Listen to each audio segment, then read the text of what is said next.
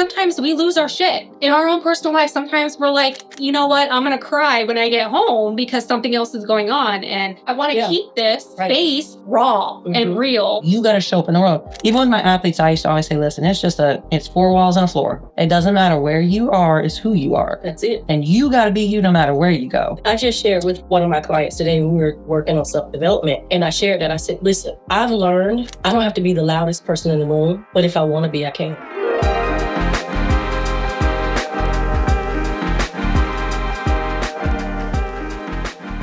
Hello, everyone. Welcome to the first day of Therapists Unhinged. So I am Nella. So I'm the owner of Bella Mental Health Services. And then to my right, I have Miss TJ Johnson. And then to my left, I have Dr. Robin McCormick. Yes. It's okay. So we basically are here because, we know that a lot of people are misinformed about therapy, and we want to keep this real, raw, and relatable to everybody. So our goal is to talk about different subjects that, are on our heart, and then on also the audience's heart eventually once we get some engagement. And, the purpose of this is really to kind of bring more awareness about what therapy can do for everyone's life. It is not about you having a mental illness. It is not, just about something's got to be wrong with you in order for you to see a therapist. And you're going to see very different personalities here. So me, I'm a very, you're going to see me as a very, very direct individual. Why don't you guys introduce us to you? As you can see, I'm in my battle fatigues today because, she is very direct. Yeah. And yes, and these two lovely ladies got to go to their beautiful luncheon, and they're dolled up. And Dr. Robin McCormick, and did not start off as a therapist at all. I started off as an educator, actually an athlete. And then did sports education, wanted to be a sports broadcaster. And Robin Roberts, that was my girl. Figured Robin, that's what we do. And I've just kind of had this weird obsession with sports. It kind of saved my life. And now I get to use my degrees in education and also in sports psychology and marriage and family therapy to problem solve and use a lot of stuff I learned being an athlete and coaching to help families. I do a lot of psychoeducation because my big thing is that you cannot change what you don't understand. And we have to start from somewhere. And so, I'm also pretty direct in a kind of a fun way. If you see me dancing or doing floor angels, that's probably not, out of the question either. So, and I love it because, again, like, who even knew what therapy was? I mean, it wasn't around when I was growing up. So, I love that we get to bring mental health. Yes. Mental health. You just gave away your age by saying therapy wasn't around, by the way. 54. Gen X, right here. What? Yeah, 54. I'll put it out there. Right then, I'm 53. I'm going to catch up. But she's going to catch up. So, 54. And my age is just a mindset, which clearly mine is. So anyway, that's a little bit about me. And I'm going to roll it on over to TJ Too Smooth. Okay, so I'm TJ Too Smooth. Mm-hmm. I like to call myself the jack of all trades. Of course, I've done many different jobs. I've been a workers' compensation adjuster. I have my real estate license. I've done administrative work, you name it, I've done it. But I definitely am, as a therapist, all things women empowerment. Definitely something I could relate to. I always say I wish I had me when I was 17.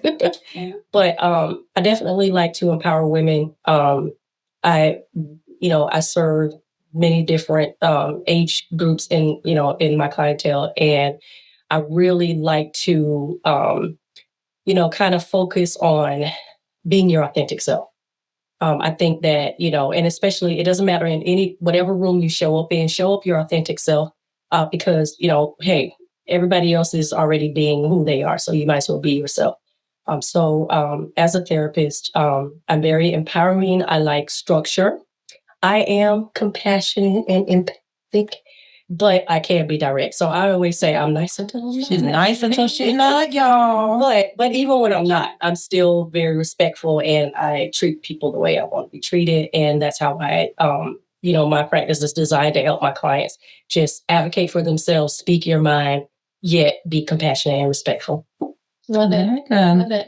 All right. And Lady Boss here, I know you said she is our owner, almost 5 years next month, I believe. So basically, I love sitting next to these two women right here because they're both complement me and each other very well. And I came into this in 2020 and was not my plan to own my own business at all. And I always wanted to be, for the most part, always wanted to be in therapy. I did change my degrees a few times, but it just kind of happened during COVID, and I realized how much more mental health was needed, and it kind of just spiraled from there, and it grew. And then I realized, okay, maybe I'm not too bad at this. You've learned a lot along the way, good and bad, for sure. And I know that we're going to continue to grow as we are. And it's been an amazing 5 years, and I wouldn't have it any other way. And basically, my whole take on therapy, and I do a lot of assessments. So I'm really into forensic mental health because a lot of people do get in trouble with the law because of mental health issues. So I'm very fascinated with, what helps with recidivism rates. And that's kind of my niche. Also, family mediation, family counseling, big on, the systems within the family. And I love what I do in general. And I also even love running a business. I never thought I would love it. And I actually do. I really do. And you are very good at it. Thank you. Very good. I say all the time. People are like, don't you? No. Yeah. No, I am too old. She has that business mindset. And it really is one of your best things. And thank you. I appreciate that. But, it's hard to imagine because I never pictured it, until 5 years ago. Yeah. I never pictured it. And, like I said, there's a lot of mistakes I've made. I'm sure I'll continue to make more mistakes, but having YouTube on my side is amazing. We just keep her entertained. Most times. Yes. I'm taking back off you. People compliment me well as well. Like I said, I know my weaknesses, I know my strengths, and, I am very direct even with, patients. Like I really believe in, kind of you, TJ, like saying, be your authentic self. So if I see that, or I encourage that as well out of my clients, because if you don't acknowledge your past, you don't acknowledge your flaws, and don't take accountability. I'm huge on accountability. Absolutely. Huge on telling my clients, you need to hold yourself accountable. Mm-hmm. What part did you play in that? We've all have our own personal lives as well. Mm-hmm. And I think that's why this podcast too is really important, because there is this image that still, unfortunately, there are therapists that portray a certain image out there that, we have our shit together. And I read this one thing on LinkedIn the other day that, this therapist was kind of speaking for everybody, all therapists, that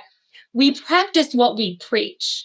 And although we try to do that, right? We try to, yes, we always try, but we're not perfect. So we can't put that out there, because then that looks like for our new clients or even current clients, like, oh, we're judging you because we have our shit together. It's like, no, sometimes we lose our shit in our own personal life. Sometimes we're like, you know what? I'm going to cry when I get home because something else is going on. And I want to keep keep this space raw and real. Mm-hmm. So just FYI warning, if you get sensitive about things, this may not be the perfect podcast for you, but it may. You're right. It may be something that you need to hear a little bit. And we are, at the end of the day, all just human. We're not better than anybody. We may have all these degrees and education and experience, but at the end of the day, I know we all try to relate with our clients. Right. And we go home to our families too. Right. Just like everybody else, we go home to chaos sometimes. Mm-hmm. Sometimes we go home to, things that we never expected. So, I'm glad that you mentioned that, because we are human.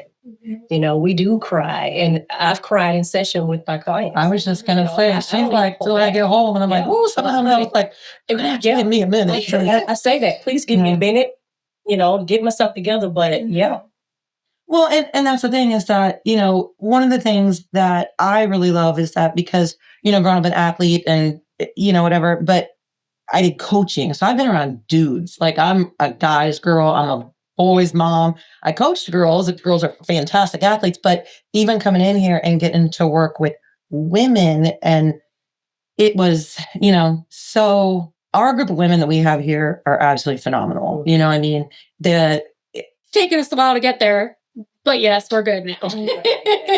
and even with that, there's always you set up your parameters, you set up your standards, and as you grow and as you learn, your expectations have to continue to grow and change. And that's the thing, but it all starts with, all my people know, attitude reflects leadership.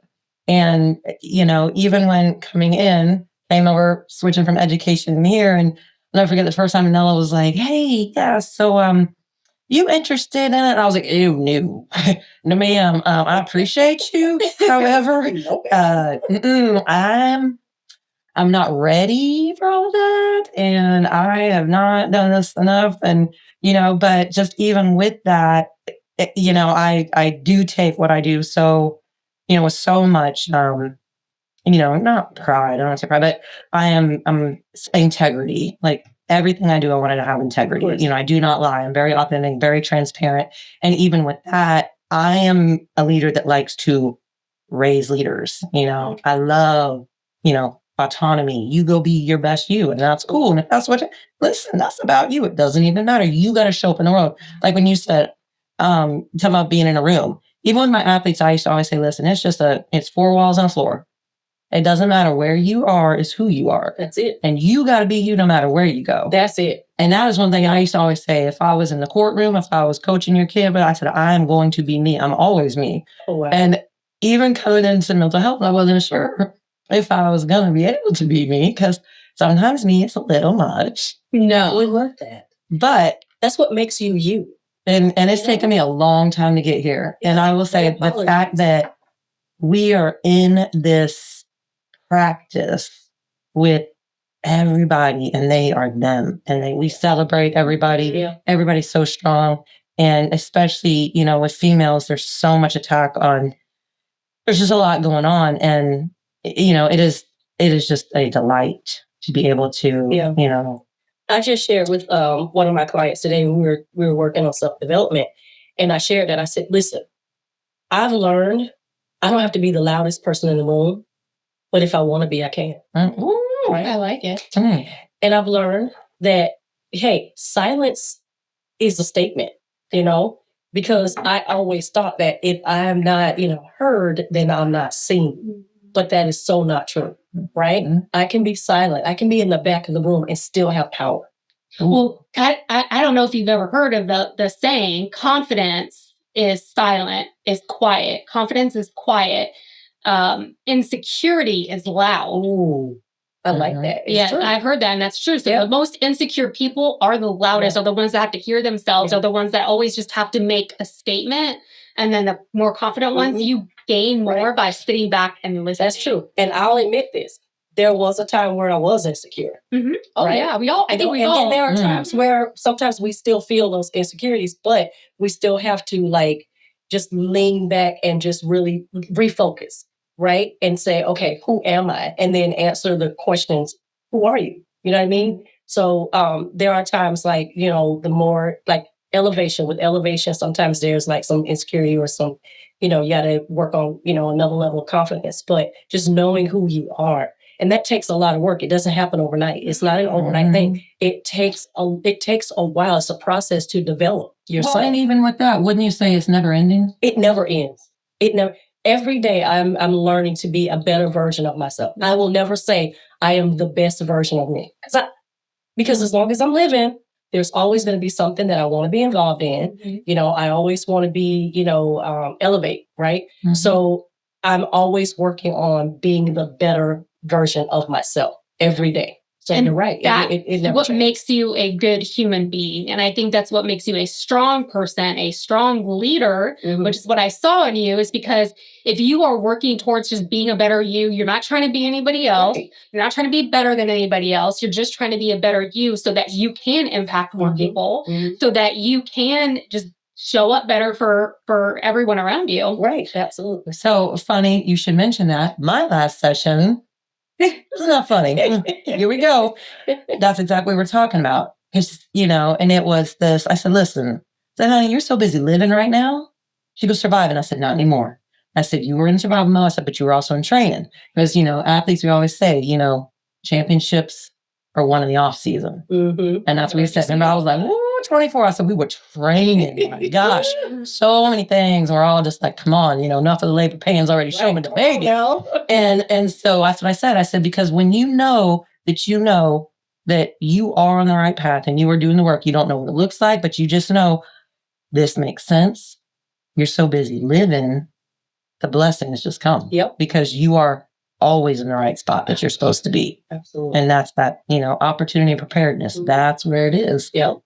And it doesn't ever stop, But it's interesting, and I'm gonna kind of piggyback on what you said, only because I taught this today. We were doing development in my psychology class, and we're doing psychosocial, Eric Erickson's. And one of my favorite things with that, because that really resonated with me when because I did this degree so much later and had just gone through a divorce and a single mom, and I was just like, I got to figure out how to not ever do this again. Like, what is going on? And and so that's the thing. We always talk about like physical development, cognitive development, like that's we are. And so when I love to bring in the psychosocial piece, because it's like a lot of people only see behaviors because that's what you can see, and I said, but nobody's really understanding why are these behaviors happening. And so like, even when you talked about, people being loud and, we talked today about, I said, and you've got these little broken babies that we're not, there's no trust, there's no nurture, there's all of this stuff where you don't really understand who they are. They, they're trying to navigate. We're all built on connections. And I said, so, you hear people saying, oh, well, they're just attention seeking. I said, you damn right they are, because you're not getting it. Because again, there's no connection. And so they get loud. I had actually a client say to me, she goes, I feel like I am screaming in a box and nobody can hear me. And I said, well, let's go. Let's open the box. Let's open the box. Let's open the box. And that's what I'm saying. So I tell my clients all the time, I said, I learned so much from y'all. I said, you just got to meet them where they are. And I said, oh my gosh, I've grown so much with them. And I said, they make me a better person. We learn from them, and sometimes they don't realize it too. Like, I've learned so much from my clients, their stories, their backgrounds, their, the way they think, and how there's just so much diversity out there, and hearing everyone's story, and it shapes who you are. And I think that's why it's so important, why therapists need therapists, because how are we going to understand, because we're in it, like, right, we're emotionally connected, just like that's why we can't be a therapist for our family member or friend, because we're emotionally attached. But when we hear these stories and we can connect in that way, it's amazing. Definitely. Yeah. I had clients actually ask me, do you see a therapist? I'm like, of course. If I didn't see a therapist, I wouldn't be able to help you. Although we do have a connection and stuff, sometimes we can just be like, all right, you know what, Robin, you gotta reel it in a little bit, right? And then Robin always, it's very hard for me to hide when I'm stressed out. I'm one of those, like, I can put on a face, but at the same time, when you can read my emotions without me, I can put a smile on and like it's all over my face. Like, my husband tells me, you've told me, you're like, no, I know something's wrong with you. And I'm just like, oh, I'm fine. It's the greatest day ever. Right? Like for now, yeah. Not for you. No. Can we shut the door? Yeah, you got tissues. So that's what you wanted to be. Yes. I know. And that's the hard thing too about doing this job sometimes, is because we have to show up for them, and we have to be like engaged. And if something's going on in our personal life, like sometimes we just have to be like, all right, you know what? I can't today, or I need to vent, or I need to do something. I need a moment. But how do you feel like when, outside people, I'll say it like that, think that, we're supposed to have it all together. Like, we're not supposed to show emotions. We're not supposed to, like, lose it or whatever, because sometimes people do look at us like, okay, well, you can't have emotions. Right. Or if we're going through some family situation with you're the therapist. You have to behave a certain way. And it's like, no. That's what I established when I first see people. I'm out. And I just lost everything. But I just broke it all. But that is what I tell them. Like initially, I'm like, hey, if this is not a good fit, or if you're not, connecting with me, or I tell them very first session, look, I'm not perfect. Therapists need therapists. I'm here for you, and if it's not a good fit, then let me know. I will push you with someone better. But yeah, and I try to connect in that way, like without oversharing, obviously personal life, but over time and building rapport with people is when I try to like say, I get it. If I hear a mom struggling with, divorce and stuff, I'm like, it's hard. It's the hardest thing I've probably ever done in my life. And it makes me a human first. And it makes me an ability to not only know, like, psychologically what you go through, like what we were taught of how to teach and what that does to us, but also relate like personally, on the emotional level. So, because that's one thing too, like even before I started school for this is we were taught like, or we looked at like therapists as like the picture perfect. Like when I see bios of people and like they're with their families and their dogs and their white picket fence, I'm like, I'm glad they have that and all. I'm like, happy for you. You've been married for 45 years and all, but like you're portraying that to people. And sometimes they get intimidated and they feel like they're going to judge me. Right. They'll never get there. Or I'll never get there. Or I'll never get there. Or that's picture perfect to me. That's what I want. And it's like, no, you want your story. That's it. You want your story. You want how you got into maybe a different place. Like I didn't ever picture getting divorced. I didn't picture struggling and barely able to like afford diapers and groceries at a certain time of my life. But I've been there, and that is what made me who I am. So people's weaknesses and trials and tribulations will make them stronger, and embracing that is important. Absolutely. I agree with that. Well, and but it really comes down to, because I will tell you that coming from education and also being a health teacher. So I was literally teaching life skills to teenagers. I was doing sex education at 26 to 18-year-olds. And I was like, I graduated PE, where's the jump rope and a basketball? Because I'm not going to talk about penis and vagina. Like, what? Yeah. So, and it was like, okay, well, here we go. And no, we missed class, by the way. Anyway, so today sure did not, because they just wanted to know what the heck is this girl going to do today. But the funny thing is that I came from such a rigid religious background. It was not spoken about. And so there was so much just of, green as the day is on. I mean, didn't have anyone to talk to, didn't know really what to do. And then it was just so funny that I was like, oh, I'm like the HIV liaison for the whole county. Like, we can go, listen, we got the baby. What do you got? You got what, Pierce? Girl, sit down. Like, we can't, but again, my students even know, like, listen, I love you. You can come to me. I'm going to put my foot up your behind because you did something stupid. Well, guess what? You're going to do it another stupid. But okay, you need help.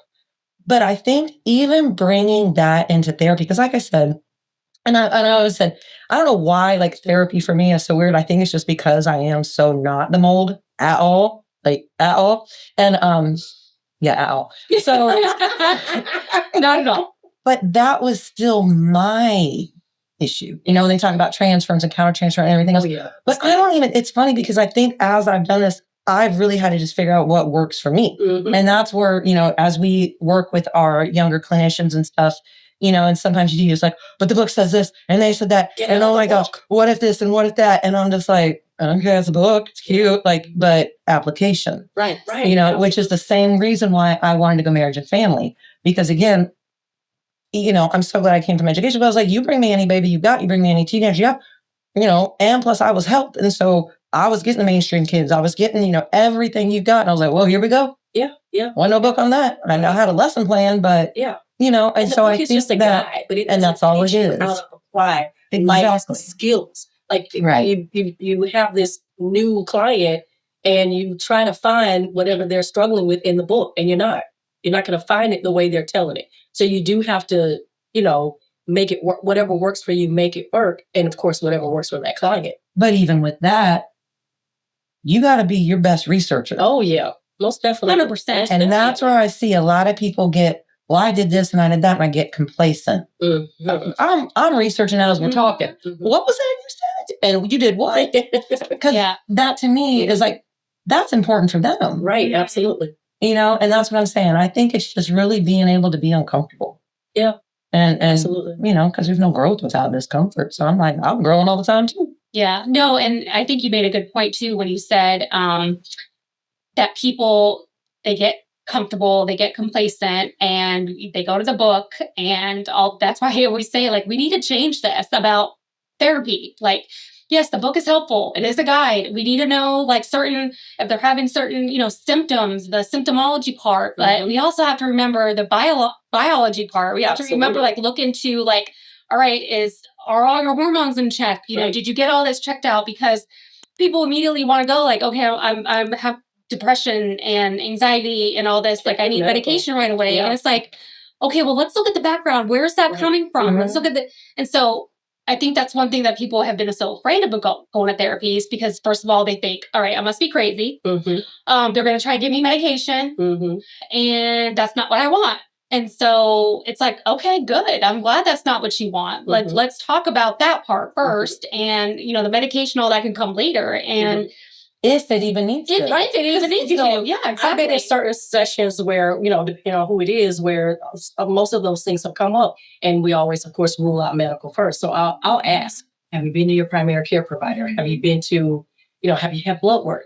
Get all that. And actually, I had a client who was experiencing some of those things. And that's what I shared with him. Like, hey, go to your primary care doctor, get some blood work, get a complete blood count, do the cholesterol, all that good stuff. And, it was discovered then that there were some, just some small minor things that it can change. And it actually helped with the depression because he didn't know what was wrong. So sometimes you're right, like, check out the medical part because there's it's not so many all misdiagnoses that I've seen. And, like working in inpatient as you did as well, like everyone slaps on like 3 different diagnoses on you. It's like, oh my God. And then this person comes out and that becomes their identity. Absolutely. And that's what bothers me too. It's like, okay, just because you have depression, just because you even, let's say you weren't correctly diagnosed with bipolar disorder, that does not mean that's who you are. Right. That means it's something that you have to work through. It's some kind of chemistry that has to get figured out. And there's other things you can do. But like that becomes our identity. So you have one mental health breakdown in life. And I don't know if you two have ever been there, but I've been there to where I had a bottle of pills in my hand for my anxiety pills during my divorce. And I looked at it and thought about it for about 30 seconds of taking that whole bottle because I was in such a deep depression. And I threw that bottle across the room because I was like, you have 2 kids, 2 little tiny kids. I was like, I could never do that. But in that moment, what, now I'm crazy? Right. No, I was having a deep moment. I'm going through an environmental change to me. That doesn't mean that I need to be on like 10 different meds. Right. And so we need to educate people about that. And I think that's what we need to change a lot of because there's so many people that just go buy the book. Right. You have this, we were going to diagnose you with 4 different things. And that bothers me personally. Right. And it really does, because that's not what therapy should be all about. And that's what I think is so great about Bella. Because we get down to the nitty gritty with our clients, and we look at it from different aspects, not just one dimension, but we look at it like 3-dimensional. And so, that's what makes us a good team because we're not just, oh, okay, well, you have anxiety. Oh, okay, well, you have bipolar. Oh, okay, this. We try to rule out different things before we actually, make a diagnosis or, just, do a treatment plan for our clients. So I think that's very important too, because, our clients, they want to be heard. They want to know they're important. They don't want to think that they're crazy. And we don't treat our clients like, they're just a number or a name that we check off next and go to the next person. So I think that's what makes us very unique as a team. Well, it's funny, put this on the board again today, hearing all this, and it's really because, again, it has come top down. Attitude reflects leadership. We literally practice what we preach. We really do. We do, even in business, whatever. But I'm always, like I said, I'm education. So to me, every time I'm doing something, it still comes down. And one of my favorite sayings is love finds solutions and difference makes excuses. Mhm. And, today we were working on stuff, what's the opposite of love? They're like, hey, I'm like, yeah, good try. No. But try again. But, we talk a lot with, our logic brain and our limbic brain. And that's where so many people, get confused because again, if we go biopsychosocial, you're welcome, college kids, because it is 3-part, and that's the thing. Yes, there is a biology to it. Absolutely. And even when you were talking about that, some of my male clients, low testosterone. We were talking yesterday, estrogen and hormone. Right. Women going through menopause, and they're like, I feel crazy. I'm like, as you should. And look at all the symptoms that's added to that. Like if you look, okay, now you're depressed. Now you can't, so yeah. And that is the thing. I'm like, you shouldn't be feeling good right now. And the fact that you even made it here, dude, let's give you some loves, man. And then just think about the generation too, like the Generation X and stuff. Like we're taught like, okay, you can't, if you're a man, you got to be a man. Yep, you can't feel anything. No, you can't feel anything. You can't be, if you're a woman, you got to have your shit all together, even in your 50s. And it's like, hello. I mean, but the thing is that we can't help our hormones. We got to be able to look at that. And then men too, like they have a lot of pressure. Like there's these like great songs that like artists are coming out with, and I can't think of the name. If Brandon was here, he would know. But it's about like the amount of like bricks and stuff that are on the men's back that like is completely like disregarded. And then men don't come to therapy and they don't ask for help because they feel like they're not a man if they ask for help. And it's like, no, I love seeing men come to therapy. I love seeing grown-ass men, like 40s. Like I've had like, professional baseball players come. I've had like firefighters. I've had grown husbands. Like and you would see them walking thinking they have all their shit together and they're just like this perfect man. And it's like, no, they're a human too, and they're going through their own shit, midlife crisis, and or whatever. And they, and they have every right to feel the way they feel. Absolutely. I share with my male clients. I'm like, I know, I don't have brothers, but I have male first cousins, and I remember growing up with them, and all you hear is, oh, you're a punk, or you're a sissy, get your stuff together. Men don't cry. Girl, you're crying, you're acting like a girl. And all of these different things piled on them, and that is how they think. And so, they hide their anger, or, they do things that because they're not allowed to express themselves. And so I teach my clients, like my male clients, look, it's okay. If you need to cry in here, go ahead. I got tissue. Let's get it out, because what's in you has been hurting you. And it's manifested in different areas. So let's do a treatment plan. Let's try to, resolve some of the things that you're dealing with so that you can show up and become a better version of yourself. Well, even with that, and it's funny because, and again, we're, talking about our dudes, which guys, girl, and even like I said, being a single mom, all this stuff, I relate very well to guys, not just as an athlete, but being the head of household, having all the responsibilities, working 2-3 jobs, never being able to raising a boy, and my 2 other ones, but also everybody, that was dying and being sick, and it was all came down on me. And so even I know what it was like to walk in the house and everybody's, I'm like, can I just take a breath? Pressure, And so when I tell my men that, they're looking at me like, okay. And then I say, I go, listen, I go, dude, I know emotions weren't even invented. Like we weren't allowed to do anything. We were grown at 7.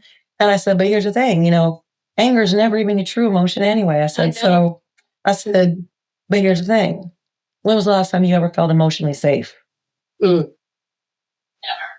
They don't even know what that means. No. And I said, here's the thing.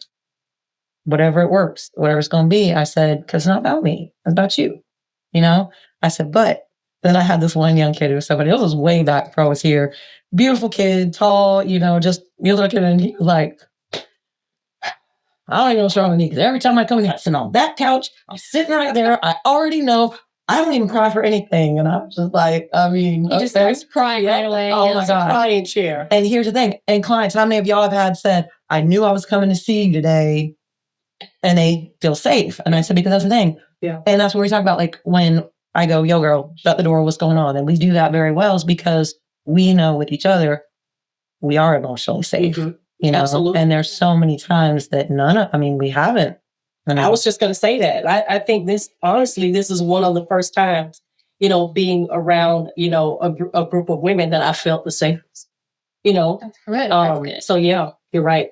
Because when they're competitive, you know? Yeah. And Yeah. I love saying that, Compare. you know, They and compare a lot of insecurities and always, I'm going to get mine. And it's bad, actually. Yeah. You know? Yeah, that's why we got to change that though. And you know, we're I think a lot more selective of who we bring in now, and like I said, a lot of growth. And I look forward to seeing all the great things that we do. Now we're doing a lot of stuff in wellness and health, you know, integrating that because like we were just talking about like hormones and getting older and our metabolism slowing down, all that stuff. And so really thinking about everything as a whole, how you're sleeping. I mean, everything, things that you put in your body.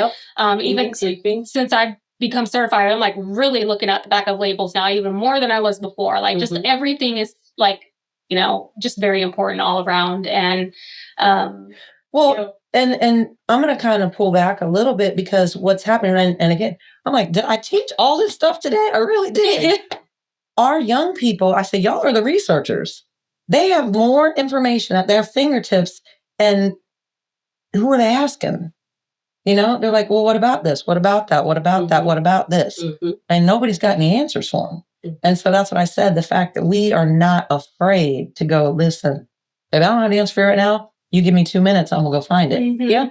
That's what I think has not been happening for a long time too. Everybody got real, just like, nope, hands off. Yep. Nobody wanted to. You meet the check marks of this, so this is what we're doing. We're putting that in a box. And then you pass it. Yeah. So nobody has any accountability. Absolutely. Because they're too afraid of, you know, and that's change. I mean, you just listen, there's no fear. Let's go. Balls out. Like, I mean, you know, and that's what I'm saying. When you get to go in there and just say, hey, I'm here with you. Yeah. And, you know, people say all the time, even like athletes, they're like, oh, well, I'm nervous about this. I said, that's all right, because I'm a good coach. We're going to be fine. And I just walk away and they're like, oh, am I supposed to fall? Okay. Yeah. Because I'm just like, but you got to, you know, you got to do that. That's a part of building the rapport or building a relationship with your clients. Because before you can do anything, you got to build a relationship. Foundation. Right? So when you make them feel comfortable, when you make them feel safe, when you make them feel, hey, I can discuss it. Because I had a client tell me, he was like, I don't know. He goes, it's something about this room. Like every time I sit here, like I just feel like I could just pour out and tell you everything. I'm staying in the back of my mind, like, don't tell me everything. Don't tell me everything, but tell me everything. Yeah. But it's just something about the atmosphere, like that you set, that we set in our sessions, that people feel like, hey, I can just tell you everything, like my whole life. And that's good because that means we're not, they're not feeling judged, they're feeling heard. And maybe it's the first time in a long time that they're feeling that. Absolutely. Well, that's what I'm saying, because I really believe, and I know just personally, I strive so hard to be a person of excellence in everything. I do not lie. I do not placate. And, I try not to judge, because that's the thing, people that judge themselves judge everybody else, because that is, they see people the way they see themselves. And, all of us have been through that. All of us have been, and how come this happened to me? Oh my gosh, and it's always like, why me, why me, why me? Now I'm like, okay, why not me at this point? Like, because I am strong. It's supposed to be me. And it's not even about me. It's so that then, like we were talking the other day about purpose. And, I'm doing the academic assessments. And TJ and I were talking about something, and she was just like, man. And I said, because I've been living it my whole life, and myself and my son, and teaching and advocating and understanding. And so now, and I have these, I work a lot with the neurodivergent community and just the processing and understanding that. And for the first time, and I get it now, they come in and I go, okay, so anyway, and I just start throwing stuff, and they just, like, you can just see them going, it's the first thing that's ever made sense to me in my life. And I go, all right, we're going to have a good time. And they're just like, who are you? I'm you. Yeah. And so I said, I'm you. But see, that's what makes you connect so well with your clients. And one thing you said in the very, very beginning, and it was funny because it actually was brought up today at our event that we went to. You said physical education saved your life. That part of you, that is like, it's ingrained in you. Like, I know you run like a maniac, you cycle, you do all this crazy stuff, which I wish I had as much energy as you. However, I think about it and I'm like, that is what we were talking about earlier. Like it saves kids' lives. And that's why the whole wellness and everything was like, get active or get your kids active, have them do something because it can save their life. My daughter, she said, she'll tell you now, she's almost 18 years old. And she said, I don't know. I don't think I would be where I am today without cheer. It actually gives me chills just thinking about it because her being a cheerleader has changed her life and saved her. She said it. Because she was going through, the terrible things when she was younger with divorce and all that stuff. Like that is what kept her going. It kept her feeling good. It kept her focused on something else other than the crap going on at her house and things like that. So it's so important to get your mind off of it in a healthy way. Again, healthy ways to cope is working out, is reading, whatever, but like not instead of turning to drugs and alcohol and all that. Absolutely. And I shared the same thing, is what Nella's saying, like with my granddaughter, cheer saved her life. Like it's therapy for her. And so, even with the event today, I saw two of the young ladies who started the program where my granddaughter is, and I had to give them their roses. I'm like, you guys, if you ever think that you're doing this in vain, just remember this conversation.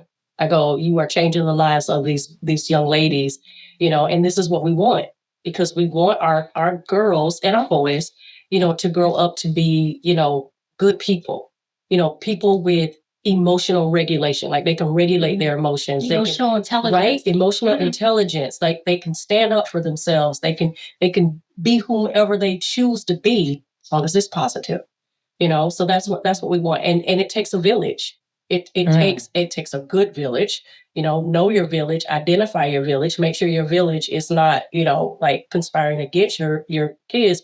But, it's up to us as parents, therapists, whoever you are, to set the foundation for our children so that they can have that village. If you can't, get through to your daughter, Robin can, or, vice versa. Oh, I said that to her. Like, Robin, go get it. Listen, Reagan's are like, oh, yeah, Nella said this. And I'm like, I told my son, you need Robin. Yes. She'll like, go talk to him because I can't. Yeah. So, and it's wonderful though. Well, and even with that, and it's funny because being a coach and being an educator, so many times my parents were like, all right, listen, your name is said more in my house. I had to come meet you. Who are you? And I was like, oh, I'm sorry. But they're like, I told my baby this and this. But here's the thing. And, I'm family systems girl. Woo, I love my families. And to the house, I need a system. It's a bicycle. We got to make it all work. And I said, but here's the thing. And again, we go back to that logic limbic brain. And I said, when you are operating from that emotional, you already like all you're doing is that's the way that person makes me feel. So you're not hearing anything. You're just like, there's mom again, or oh yeah, no, blah, blah, blah, blah.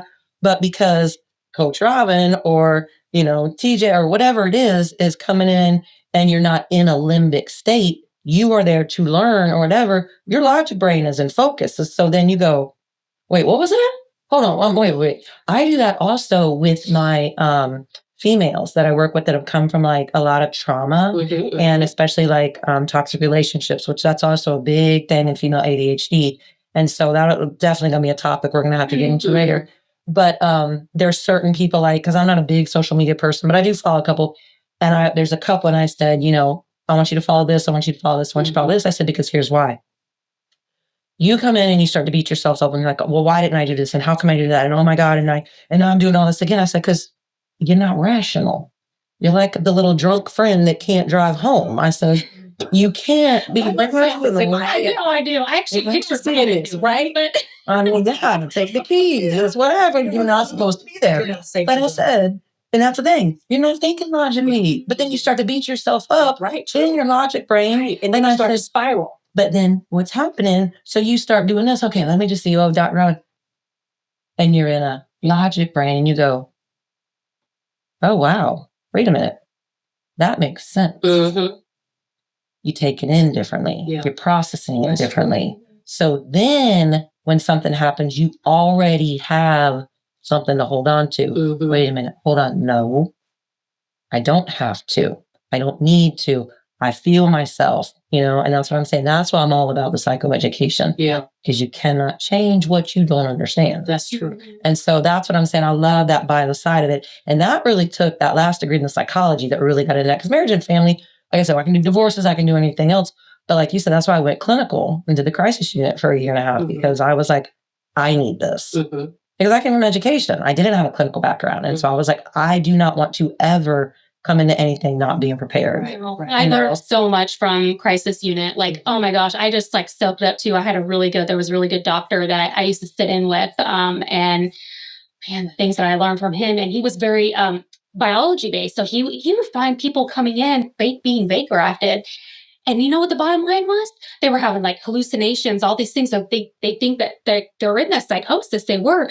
A lot of them had UTIs. Yeah, older generation. Wow. Yes, and it was like they never had anything happen to them, and all of a sudden they had a UTI, and they fixed that, and then no more psychosis. And I was like, I was just like in awe. And that's the thing, like soaking all those moments up. It was like, yes, it was an experience. Some days were not good. I got the crap beat out of me one day from somebody in psychosis, but I will never regret doing it because of the amount of information that I gained. Do you think that, and I think that's probably why you and I are very similar, because nothing really rattles us. No. It really doesn't. And I remember you say even your husband was like, that Robin boy, she sure is something, because she just doesn't, because I think, again, high school, everything else, I've been in so many fights, blocking this one, but you can't take it personally. Yeah. It's not about you. Gosh, we cannot take anything personally. And that's where I think even here, sometimes I'm like, okay, and even some of my young ladies, well, is it? I go, okay, but it's not about you.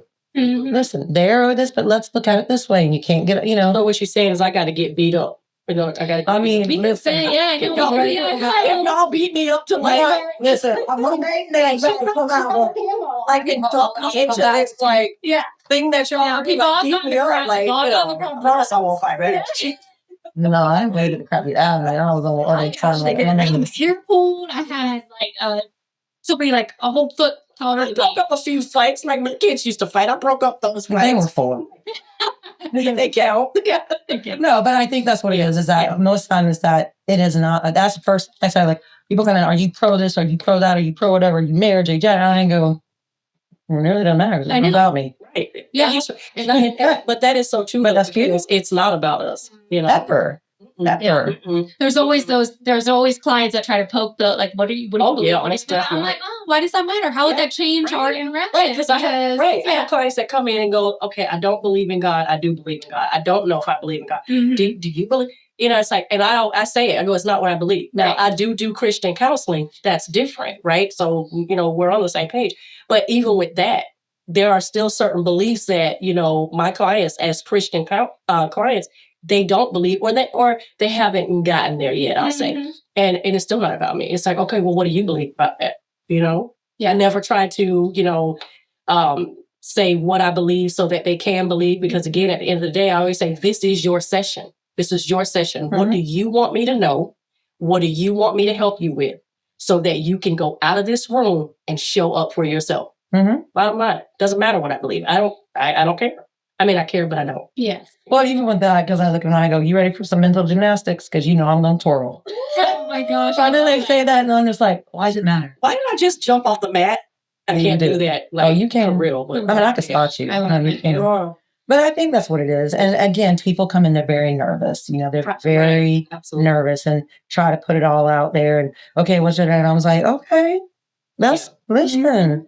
And like I said, especially when you've got people that, come from really heavy stuff. Yeah. And, and I'm like, okay, well, if you want to lay it on the table, let's go. Because the elephant's here. We're either going to ride it or color it or something. But I'm a little squished. So I love your analogy. But right? Because I've said that too. We're going to eat this elephant one session at a time. You know what I mean? Or I say, you know what? There's so much stuff that you're burying. There's only so much you can put under that rug before the rug becomes the ceiling. Ooh, because it's so just shutting the door, going no, and it starts to stink. Because dead bodies. But you mentioned heavy stuff too, and now being trained in EMDR, it actually does help with the trauma. And it's not just for trauma. You know, I learned a lot from the training that, you know, a lot of times when clients think about EMDR, they think about trauma. It doesn't have to be, you know, trauma. It can be phobias, anxiety, depression, things that you have dealt with, you know, maybe 2 weeks or 2 years or whatever, that EMDR can actually help with too. So that's one of the other things that we offer here at Nella, EMDR. Yeah. Plug. Well, we will be having a lot of different topics. We want you guys to reach out to us and let us know. Yes. We'll be doing like Q&A a little bit for sure. That'll be coming up. There's going to be so many topics that we get to talk about. Guest And speakers I we're was gonna going to say have. that we'll have some definitely. guest speakers, obviously, because we learn from our people in our community and their own experiences. And I was even thinking like, you know, we'll have a thing because I was even thinking with my class, like, y'all give us topics. If there's That's something the thing, going yeah. on, Okay. y'all give us something. And I mean, let's go. Absolutely. go. There's so much that we can talk about, and I just love all of our different takes on it. So we hope that everyone enjoys. We hope that you all tune in for every episode. Yeah. And we look forward to keep growing and having Therapists Unhinged. That'll be a raw, real, and relatable. Yeah. Dance by. She will dance for you at the end. Yeah. If you just request a dance, I'm sure she will do it for you. Yes. I Yep. know. All right. All right. Thank you.